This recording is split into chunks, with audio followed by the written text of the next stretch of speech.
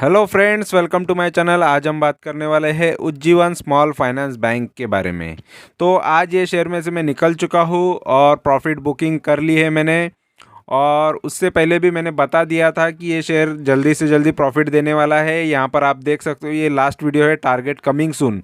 ठीक है, तो सारे वीडियोस मैंने डाले हुए हैं जब से बाइंग किया है और जब भी सेल किया। ठीक है, तो सारे वीडियोस मैं डालता हूँ और जो भी अपडेट्स आ रहे थे वो भी मैंने ये चैनल पे बताए हुए हैं। तो इन्वेस्टमेंट से लेके एंड तक, प्रॉफिट बुकिंग तक, सभी वीडियोस में यहाँ पर मेरे चैनल पे आपको हर एक शेयर के बारे में मिलते हैं। तो ये शेयर की जर्नी किस तरीके की रही है ये मैं आपको दिखाने वाला हूँ। तो वीडियो एंड तक देखो और वीडियो अच्छा लगेगा तो ज़रूर चैनल को सब्सक्राइब करना। तो सबसे पहले देखो, ये दोनों शेयर मेरे पास थे, उज्जीवन स्मॉल फाइनेंस बैंक और उज्जीवन फाइनेंशियल सर्विसेज। दोनों एक ही कंपनी है, अलग मतलब दो अलग अलग चलती है लेकिन एक ही मालिक की है, एक ही ऑनर की है कंपनी। ठीक है, तो ये दोनों कंपनी में मेरा इन्वेस्टमेंट था। ठीक है, और मेन इसकी जो बैंक है वो है उज्जीवन फाइनेंशियल सर्विसेज। फिर उसका दूसरा बैंक निकला उज्जीवन स्मॉल फाइनेंस बैंक। ठीक है, तो फाइनेंशियल सर्विसेज के बाद स्मॉल फाइनेंस बैंक बना है। और दोनों ये शेयर मेरे पास होल्डिंग में थे। तो सबसे पहले ये वीडियो मैंने डाला था और ये सितंबर 2021 में डाला था। ठीक है, उसके बाद सेकंड वीडियो मैंने इसको 6 मई को डाला था। तो 6 मई में फाइनेंशियल सर्विसेज के बारे में डाला था जस्ट। ठीक है, तो ये मेरा शेयर निकल चुका है, इसका भी वीडियो मैं बना चुका हूँ, उज्जीवन फाइनेंशियल सर्विसेज का प्रॉफिट बुकिंग का। ठीक है, और उसके बाद यहाँ पर मैंने दोबारा 29 जुलाई को भी बनाया था, लेकिन वो उज्जीवन फाइनेंशियल सर्विसेज का था। और उज्जीवन स्मॉल फाइनेंस बैंक का ये 2 अगस्त 2022 को वीडियो डाला था। ठीक है, तो उसमें भी जो भी लेटेस्ट अपडेट थे वो मैंने इसमें कवर किए थे, बताए थे। और उसके बाद 25 अगस्त को मैंने उज्जीवन फाइनेंशियल सर्विसेज लिमिटेड, जो इसकी दूसरी कंपनी है, इसके बारे में भी बताया था।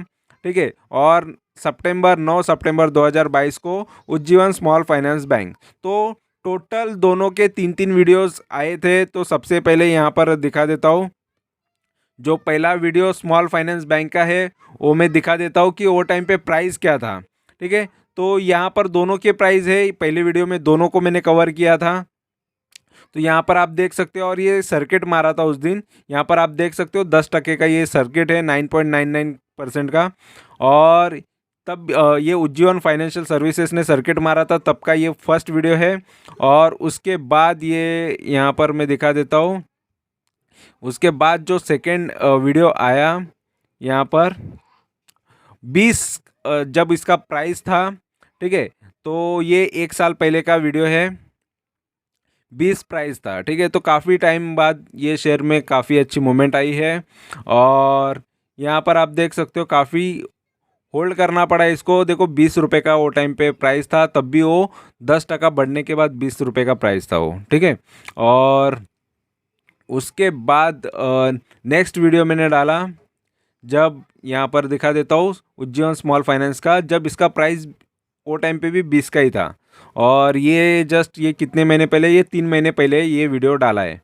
ठीक है, तो काफ़ी ये डाउन साइड जाके आया था। देखो 13 रुपये का यहाँ पर जो प्राइस आपको नज़र आ रहा है, ये 13 रुपीज़ भी जाके आया हुआ है ये शेयर।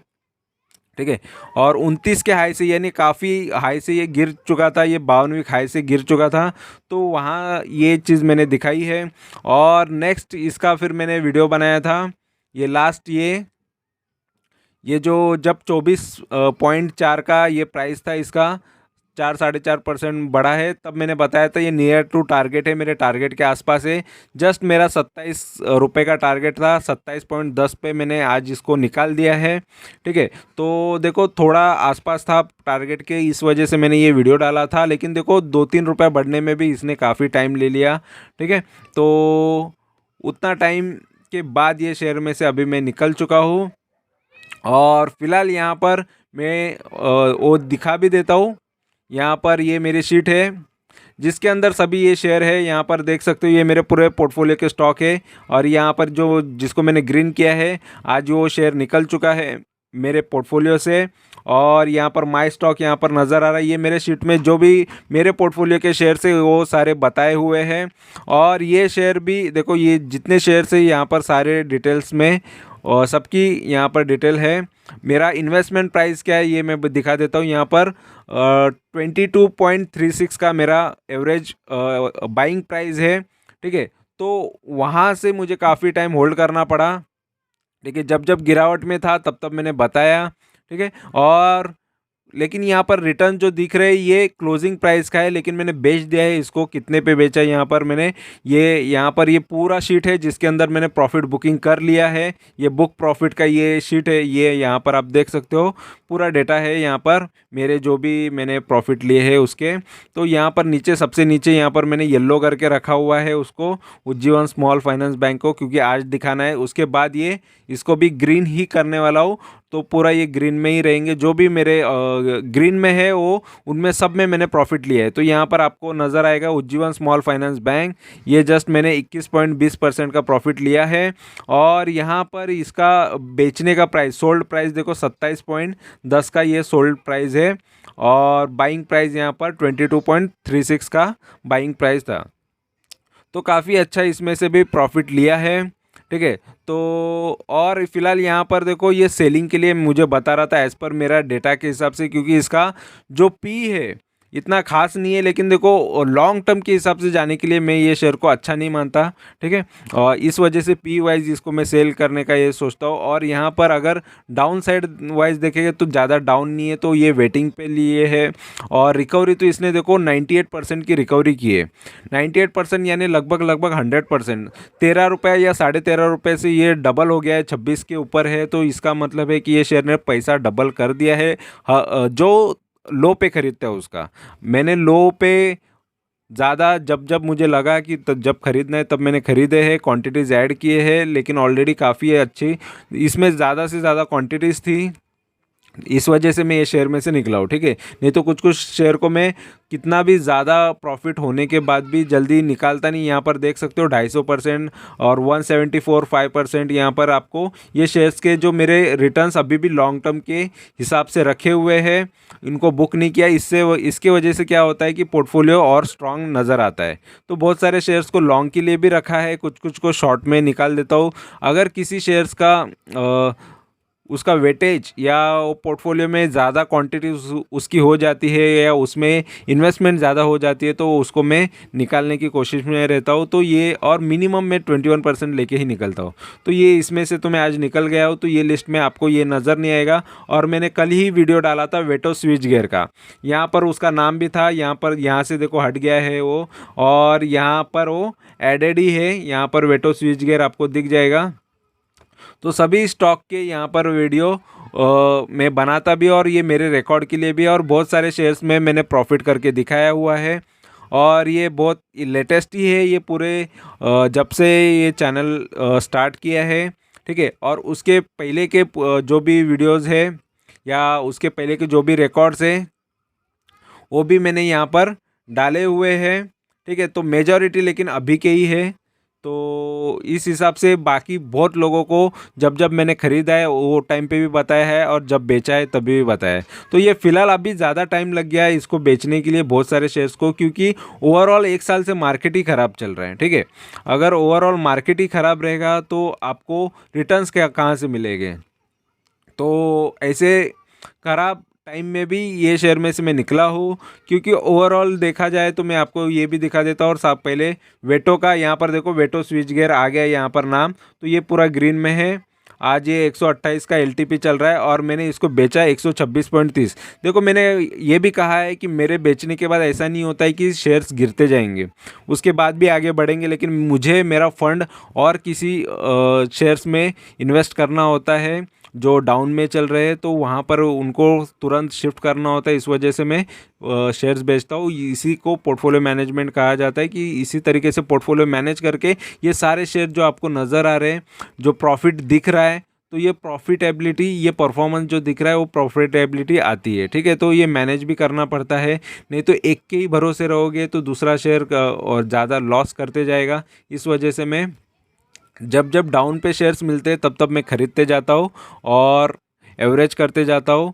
और जो भी गिरते हैं वो शेयर्स देखो अच्छे ऑलरेडी अच्छे ही होते हैं, लेकिन कंडीशन ख़राब होती है, मार्केट कंडीशन ख़राब होती है। जैसे देखो ये निफ्टी के अंदर शेयर्स तो अच्छे हैं, लेकिन फिर भी निफ्टी गिरा हुआ है एक साल से। देखो जस्ट आधा टक्का के हिसाब से 0.27% के रिटर्न दिए ये एक साल। यहाँ पर आप देख सकते हो एक साल से मार्केट ही खुद चला नहीं है, तो आपकी शेयर चल गए तो काफ़ी बड़ी बात है। अगर आपका शेयर ने 20% दिया, 25% दिया, 30% भी दिया, तो आप समझ लो कि आपको बहुत बेहतर रिटर्न मिले। ठीक है, ये भी निफ्टी भी काफ़ी डाउन जाके आया है 15,000 से, अभी फिर से 18,000 पर आया है, यानी इसका मतलब 2-3 हज़ार उसने भी अच्छी मूवमेंट दी है। तो अप एंड डाउन चलते रहता है। इसी तरह से शेयर्स भी काफ़ी डाउन जाके फिर से अप आए हुए हैं। ठीक है, तो वो मौका ही होता है, जब जब अच्छे शेयर्स गिरावट में मिले तो ख़रीद लेना चाहिए। तो ओवरऑल बहुत टाइम से ये शेयर्स के अंदर मैं था, और इसमें से अभी फ़िलहाल तो निकल चुका हूँ। और मेरे चैनल पे मोस्ट ऑफ आपको यही चीज़ें देखने मिलेगी, प्रैक्टिकल चीज़ें देखने मिलेगी। कोई चीज़ें बढ़ा चढ़ा के यहाँ पर मैं बताता नहीं हूँ, और ये चीज़ें करके भी दिखाता हूँ। बहुत लोगों को ये मैं पहले मेरे शीट वगैरह नहीं दिखाता था, क्योंकि मुझे चीज़ें अच्छी नहीं लगती कि सब कुछ अपना ज़्यादा चीज़ें दिखाओ कि मैं क्या करता हूँ, मैंने कितना किया है, ये किया है, वो किया है। तो लेकिन लोगों को वो चीज़ें खुद चाहिए होती है कि नहीं, हमको बताओ कि आप प्रॉफिट कर रहे हो कि नहीं, आप ये कर रहे हो कि नहीं, आपका दिखाओ, आपका पोर्टफोलियो दिखाओ, आपका पैसा दिखाओ, ये सारी चीज़ें दिखाओ। लेकिन मैं यहाँ पर सिर्फ यही बताना चाहूँगा, परफॉर्मेंस पे ध्यान दो। किस तरीके का परफॉर्मेंस होता है। ठीक है, किसी का पैसा या किसी का ये आपके काम नहीं आने वाला है, आपको सिर्फ सीखना काम आने वाला है, जिससे आपके पास, क्योंकि अगर मेरे पास आपसे ज़्यादा पैसा होता है, अगर आपके पास कम होता है, तो बोलोगे कि यार आपके पास ऑलरेडी पैसा है इसलिए आप ज़्यादा एवरेज कर सकते हो। या मेरे पास कम होता है और आपके पास ज़्यादा होता है, तो आपको ये होगा कि यार इसके पास कम है तो मैं इससे, मतलब ये क्या सही बताएगा नहीं बताएगा, ऐसा होता है। तो इम्पोर्टेंट है कि आपको आपके पैसे पे ध्यान देना है। देखो मैं यहाँ पर छोटे से छोटा इन्वेस्टर अगर 10,000 भी इन्वेस्ट करना चाहता है, 5,000 भी इन्वेस्ट करना चाहता है, उसका भी फ़ायदा हो ये सोचता हूँ। बहुत लोगों के पास अच्छा कैपिटल होता है, 10 लाख होता है, 20 लाख होता है, 50 लाख होता है, 1 करोड़ भी होता है, करोड़ों के भी पोर्टफोलियो बहुत लोगों के हैं।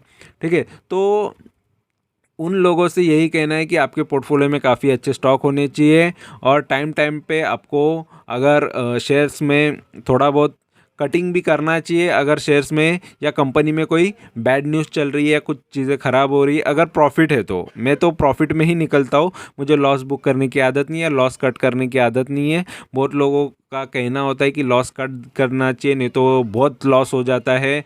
तो लेकिन ये मेरी आदत नहीं है। मेरी आदत है कि प्रॉफिट ही लेना है, और जब जब शेयर्स अच्छे गिर जाए, लो पे मिले तो ख़रीद लो, जितना क्वांटिटीज़ उठा सकते हो उठा लो। एकदम नहीं उठाना है तो थोड़ा थोड़ा करके उठा लेना है। तो वो चीज़ें मैं करता हूँ, थोड़ा थोड़ा हो या कैसे भी हो, लेकिन मैं शेयर्स उठाने की कोशिश करता हूँ।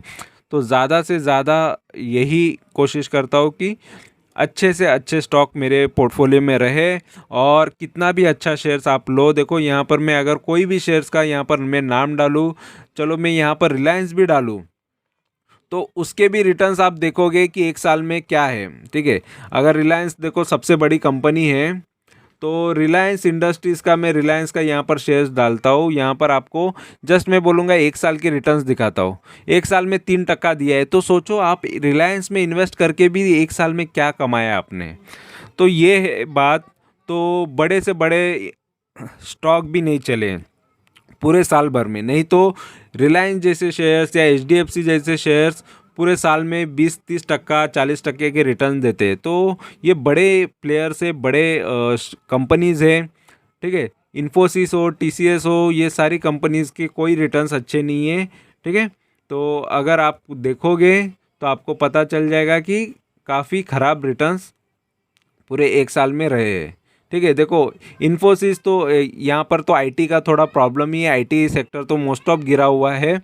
ठीक है, और लेकिन बहुत सारे जो, चलो एचडीएफसी बैंक भी अगर मैं बताऊँ, क्योंकि एचडीएफसी बैंक भी काफ़ी अच्छा शेयर है, तो उसका भी अगर आप रिटर्न देखोगे तो एक साल के हिसाब से यहाँ पर आपको देखो 6-6.5% गिरा है। तो मतलब आप एक साल से एचडीएफसी भी लेके बैठे हो तो लॉस में हो। तो यहाँ पर ये शेयर ने मुझे प्रॉफिट दिया, तो ये मेरे लिए काफ़ी अच्छी बात हुई। तो यही मैं बताना चाहता हूँ कि यहाँ पर अगर मार्केट बुल है, हर कोई कमा के दिखाएगा। मार्केट ख़राब चल रहा है उसमें कमा के दिखाओ तो मैं मानूँ, ठीक है। या इन्वेस्टमेंट से कमाने की बात कर रहा हूँ यहाँ पर। और चलो आप ट्रेडिंग से भी कमाने की कोशिश करते हो, इंट्राडे करके, ऑप्शन ट्रेडिंग करके, तो कितना कैपिटल क्रिएट कर सकते हो ये भी मुझे हर एक का देखना है कि लोग यहाँ पर ज़्यादा इंट्राडे ऑप्शन ट्रेडिंग पे ज़्यादा फोकस करते हैं, वहाँ से कमाने का देखते हैं। लेकिन आप कमा कमा के कितना कमाओगे, कितना वेल्थ क्रिएट कर पाओगे? वॉरेन बफेट तो नहीं बनोगे, क्योंकि वॉरेन बफेट भी खुद भी ये चीज़ें नहीं करते इंट्राडे ऑप्शन ट्रेडिंग, उनको पता है। और उनके कोट्स भी देख लेना कि इसके बारे में उनका सोचना क्या है। इवन अगर आप राकेश झुनझुनवाला के भी कोट्स देख लेना, ऑप्शन के बारे में क्या सोचते हैं। ये इवन विजय केडिया के बारे में देखना, ऑप्शन ट्रेडिंग और ये इनके बारे में क्या सोचते हैं। तो बड़े से बड़े इन्वेस्टर भी ये चीज़ों के पीछे नहीं जाते। उनको पता है कि जो भी है ज़्यादा से ज़्यादा वेल्थ क्रिएट करना है तो इन्वेस्टमेंट से ही होगा। तो इस पे फोकस करो, अच्छे क्वालिटी स्टॉक पे फोकस करो, ठीक है। अगर टाइम आए तो उनको वो भी शेयर्स बेचते हैं, कटिंग करते हैं, ठीक है। अगर क्योंकि ऑलरेडी उनके पास बहुत ज़्यादा शेयर्स होते हैं, अगर उनको लगता है कि मेरे पास 2% ये कंपनी के शेयर से 5% शेयर से, तो 1% बेच दिया या 2% कम कर दिया, अगर उसके सेल्स खराब है तो, ठीक है। तो ऐसे कुछ डिसीज़न लेने भी पड़ते हैं। तो और वो फंड कहीं और शिफ्ट करना पड़ता है, क्योंकि उसके बाद शेयर और थोड़ा नीचे आने वाला है। तो ये सारी चीज़ें देखनी भी पड़ती है, पोर्टफोलियो मैनेज भी करना पड़ता है, तभी आपको ज़्यादा से ज़्यादा प्रॉफिट होगा। तो यही चीज़ें मैं यहाँ पर सिखाने का काम कर रहा हूँ, और फ्री की चीज़ें हैं, आपको यहाँ पर कोई पैसा लगने वाला नहीं है, ना फ्यूचर में लगने वाला है।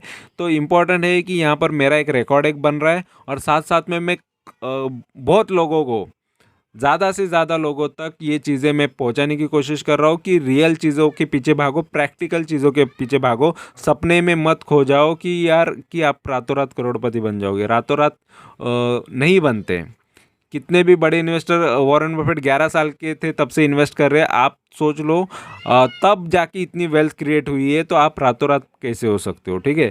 और बड़े से बड़ा इन्वेस्टर 40-50 साल मार्केट में उन्होंने टाइम दिया है, तब भी इतना वेल्थ क्रिएट हुआ है। आप ऑप्शन करो, कुछ भी करो, तो कहाँ से आपको इतने पैसे आने वाले हैं, ठीक है। तो आप सारी चीज़ें करके देखो, लेकिन आपके कैपिटल को बचा के रखो। तो कैपिटल यहाँ पर ही बचता है, तो इस वजह से मैं ये बता रहा हूँ कि आपको कैपिटल बचा के रखना है और अच्छा खासा प्रॉफिट क्रिएट करना है। और चैनल से आपको इन्फॉर्मेशन काम आ रही है तो ज़रूर ज्वाइन करके रखना है, सब्सक्राइब करके रखना है, और अच्छा लगा तो वीडियो को ज़रूर लाइक करना है। Thank you very much for watching my video. Thank you, bye bye.